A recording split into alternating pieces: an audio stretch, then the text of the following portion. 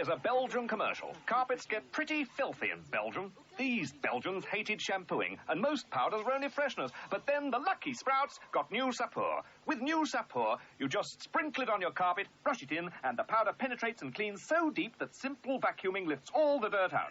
So all over Belgium, couples are getting lovey-dovey on their carpets because they look and feel like new. Well, we're not! New Sapeur. Now available in Britain. And about time, too. Take a closer look at any soft toilet tissue, and you'll find the fibres lying about higgledy-piggledy. But then with Kleenex Velvet fibres, something different happens, because Kleenex Velvet is blow-dried with warm air to fluff them up in the special Kleenex Velvet way. And it doesn't just make them feel softer. We're feeling really strong, oh, soft and strong and long, oh, soft and strong, soft and strong. Kleenex Velvet, softer because warm air fluffs every fibre. Morning. The chef in charge of Findus crispy pancakes takes his job very seriously. Whether he's inspecting ingredients or studying serving suggestions, he never stops. He's even been known to take his work home with him. Findus crispy pancakes, the finest food, frozen.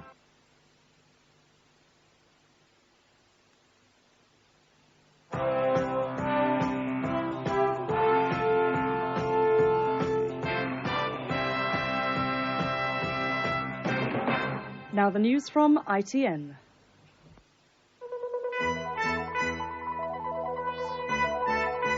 The news at 5:45 with Martyn Lewis. Opening in 1993, the railway tunnel beneath the English Channel.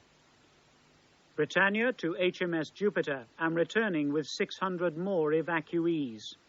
The Evacuees message, Britannia's crew extraordinary, proud to be British. And how they celebrated the coup in Lesotho. Good evening. Britain and France have decided it's the age of the train and chosen a rail tunnel to link the two countries. The Channel Tunnel Group, which beat 3 rival schemes, have also promised to look at building a car tunnel by the year 2020. But they'll only go ahead with that if it will make money. And experts doubt if cars will ever drive directly to France, the scheme Mrs. Thatcher originally preferred. The rail link should be open by 1993 at a cost of more than £2 billion. Trains will run in 2 tunnels from Cheriton near Folkestone to Sangain near Calais. Cars and lorries will drive onto trains for the journey. At today's prices, it would cost car passengers about £20 each way. The decision to go for a rail-only tunnel now came as no surprise, but the strength of the commitment by both countries to a road tunnel in the future was. The United Kingdom and France have decided today, on the basis of reports by experts, to link their two countries by a twin-bore tunnel under the channel for rail traffic and motor vehicle shuttle trains. Later, a drive-through link should be built. President Mitterrand's clasping of Mrs. Thatcher's hands underlined that today all was pure friendship. Not always the case in the past. And Mrs. Thatcher, still thinking about that road tunnel, decided to do her bit in French for the Entente Cordiale. Le projet sur lequel nous nous sommes mis d'accord aujourd'hui n'est pas notre dernier mot. Ce n'est qu'un premier pas. Applause, even the odd hurrah, rang round Lille Town Hall. Only the mayor of Calais, dreading the reduction of passenger ferries into his town, remained glum. His worries certainly increased by today's additional commitment to a road tunnel too, about which I questioned Monsieur Mitterrand. What are the provisions for a road tunnel? When you say it should be built, does that mean that it must be built? Well, that is what we would wish. That is what we wish, and that is what we expect. And we said that if at the end of 15 years the project had not started, then the group, the consortium that has got the concession will lose it. Formal signatures on a document setting out the agreement between the two countries and a commemorative plaque unveiled underlined the fact that this time Britain and France have entered into their strongest commitment ever to get the channel built. Michael Brunson, ITN, Lille. Channel Tunnel Group won because its scheme is simple and uses well-established building techniques. It's for 2 rail tunnels, each 31 miles long, with a service tunnel in the middle. A dozen giant boring machines will carve out the steel-lined structure 130 feet below the seabed. Cars arriving at the channel ports will be loaded onto special shuttle trains for the 30-minute ride. The shuttle will run on a loop, departing up to once every 5 minutes, with breaks for express trains carrying passengers. On each side of the channel, there'll be 30,000 construction jobs and 7,500 permanent jobs. It's planned to open the tunnel in 6 years' time. At today's prices, it'll cost £2.3 billion to build. A ticket will be about £20 per car passenger, and the train journey between the 2 capitals will take around 3.5 hours. Criticism has come from 2 sources. Ferry operators have threatened a price war, while rivals to build the link are angry. Channel tunnel groups under almost no obligation to build a road tunnel. When we can deal with the technical problems of ventilating a 31-mile tunnel, the problems of constructing 2 very big tunnels in unknown terrain underneath the channel, problems of traffic control in the tunnel, driver disorientation, and if there's the money to do it, we will build a drive-through or 2 drive-through tunnels. Failed rival Channel Expressway says that will never happen. They hope political change in France will block today's decision, and they'll then build a road and rail tunnel. As I understood the announcement, I watched the announcement, it said that proposals would be forthcoming at the turn of the century for a road link, which might not come before the year 2020. And I think I'm going to be long since retired by then. I think that what we must try to do is nip the present decision in the bud. The Commons was divided on today's decision. Local Conservative MPs insisted a tunnel would damage the countryside, and Labour backbenchers said the money should be spent creating jobs in the north. In Kent, villagers denounced the scheme, and the port said they were anxious for their future. Government and big business may want it, but the villagers of Newington and Peen feel the choice of the Channel Tunnel Group scheme is particularly disastrous. A 6-lane highway will link the M20 to the 380-acre site for the terminal, a giant rail loop dividing the communities. This area was earmarked for development whichever scheme won, but the chosen scheme uses most land. Conservative District Councillor Wilf Payne says the government was wrong to rush the decision. In my opinion, the government has bungled it. They bungled the whole proposal. A local newspaper survey said 90% were against the fixed link. The last Channel Tunnel scheme was abandoned in 1974 as too costly. City analysts say the new one will put many existing ferry services out of business. The Dover Harbour director, who's head of the anti-fixed link campaign, disagrees. We have made it quite clear to governments and proponents that fares are going to fall, and we're going to compete energetically with the fixed link in the confidence that we can put it out of business. CTG say the tunnel will pay, and it'll reduce the cost of the most expensive sea crossing in the world. But the fear among the local workforce and the business community is that the tunnel will turn an already deprived area in employment terms into an economic disaster. Michael Green, ITN, Dover. The Royal Yacht Britannia will leave Aden tonight after rescuing another 600 people, including 50 Britons, from the war-torn South Yemen. It was the 3rd time Britannia had entered the war zone. Other naval ships have been ordered not to approach the shore. In Aden, government radio has reported a ceasefire, but it's still not clear who's in power. The first group of rescued Britons flew into Heathrow today, and a second batch of evacuees has arrived in Djibouti after being transferred from the Royal Yacht to the frigate HMS Jupiter. Steaming at 26 knots, HMS Jupiter took just 5 hours to cross the Gulf of Aden. Another 209 evacuees lining the rails. As she docked this morning, a sense of frustration among officers and crew that she wasn't able to play a more active role in the actual evacuation. The frigate was forbidden to enter the 12-mile limit. HMS Jupiter stood off the coast as Britannia shuttled the refugees out from the beach. On the dockside, the British consul in Djibouti, Christopher Bredington, prepares for the arrival of yet another batch of evacuees. Among those reaching safety today were over 150 Indian and Pakistani contract workers. Another 18 Britons came ashore exactly 12 hours after wading out to Britannia's boats the night before. But hundreds more remain.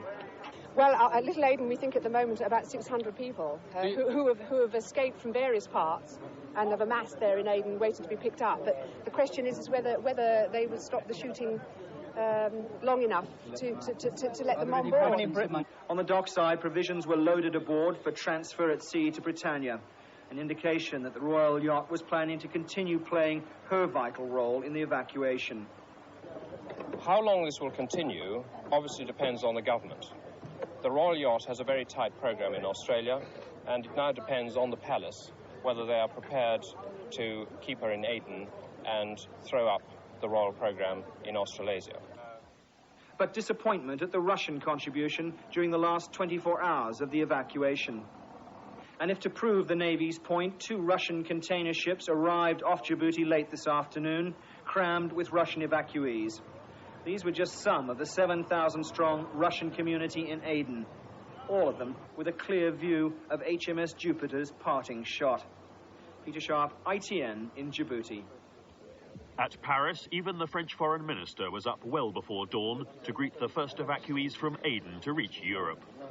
Exhausted Britons stepped off a 7-hour flight from Djibouti, some in Royal Navy issue clothing, some draped in blankets, and still showing the flag. Did you have trouble getting down to the beach from the embassy? Well, we flew the flag over the Land Rover and people respected, yes, they do. Nobody shot at your vehicle? Oh, there were 1 or 2 stray bullets. Airborne again for London, there were memories of danger and tributes to Britannia's finest hour. We heard that the Britannia was on its way, and so a group of us detached ourselves, ran up the beach, and there were these small lighters. And hearing the first British sailors say, "Come on, love, get in." It was a feeling of great relief and a certain amount of patriotism for being rescued by such a marvellous vessel. At Heathrow, family welcomes and how the flag saved a British evacuation convoy from the fighting. We put Union Jacks on the roof and on the bonnet, and then we went down and picked up the isolated people in Mala, which was badly hit and pretty rough, really. But in all fairness, I find that the Union Jack, you put that anywhere in the world and you get a lot of respect for it. Ian Glover-James, ITN, with the Aden evacuees. Buckingham Palace said today that Britannia would remain in the Aden area as long as she was needed, even if it meant changing the plans for the Queen's tour of New Zealand and Australia. The royal yacht was due in Auckland on the 22nd of February. The pound fell sharply against the dollar again today, closing at $1.4160. That's 2 1/4 cents down on Friday's close. The slump followed the weekend meeting of Western finance ministers when they failed to agree joint action to cut interest rates. The uncertainty led to heavy buying of the dollar, particularly at the expense of the pound. The pound is already under pressure because of falling oil prices. Guinness has, as expected, made a record £2.3 billion bid for the Distillers Drinks Group. Distillers, who are fighting off a rival bid from Argyle, are urging shareholders to accept the Guinness offer. The Labour leader, Mr Kinnock, has said a Labour government would go all out to revitalise manufacturing industry. In a major speech to the Industrial Society, Mr Kinnock said Britain's economy was bad and getting worse. We had to change or decline, he said. I know that over the years, we've been told many times that the British economy has reached many watersheds and arrived at many crossroads. More watersheds, indeed, than the Himalayas, more crossroads than the M25. But such is the scale and such is the depth of the present problems that we must now change radically or decline irretrievably as a manufacturing nation. Abroad again, there's been singing and dancing in the streets of the Lesotho capital, Maseru, after the bloodless military coup there. A group of army officers, thought to be sympathetic to South Africa, took control early this morning, toppling the regime of Chief Leabua Jonathan. He'd been Prime Minister since independence in 1966. He's safe at his home and not under arrest. The flag that's flown over Lesotho for the nearly 20 years of Leabua Jonathan's rule was the first target of the celebrating crowd. On the streets, at least, there was only jubilation at the fall of the man who led Lesotho to independence from Britain in 1966. Waving branches signifying peace, the crowds converged on the Maseru city centre and streamed along the road to the border with South Africa, where the military was on hand to prevent any possible conflict. And it's the soldiers who are the heroes of the day, their leader, General Justin Lekanya, spearheading the virtually bloodless coup. This, one of the poorest countries in Africa, is almost totally reliant on its powerful neighbor. South Africa has mounted a virtual economic blockade of Lesotho since the beginning of the year, stating that it would maintain it until a security agreement was signed and all members of the African National Congress were expelled. Hours before the coup, South Africa's Foreign Minister, Pik Botha, described Leopold Jonathan as the biggest single destabilizing factor in Lesotho. Whether Pretoria played a direct role in the coup or not, one of the military regime's first actions is likely to be the signing of a security pact with the Botha government. Mike Hanna, ITN, Maseru. And finally, women in Japan are shedding their demure image and making news as props, locks, flankers, and even hookers. They've taken up rugby in a big way. It may look like a giant mud bath, but in fact it's a match between Setagaya and Mie. There's certainly no lack of commitment and some scrummaging that would not disgrace Pontypool. Despite the dire conditions, the backs at least try to open up the game. Some Twickenham types might reckon they've seen worse. But perhaps not at Cardiff Arms Park. Channel 4 News in an hour has a full analysis of today's Channel Tunnel announcement and the paper that looks like causing a technological revolution. Eddie Shah's Today. It heads for the launch pad as Fleet Street heads for crisis. That's at 7. This has been the news at 5:45. Good evening.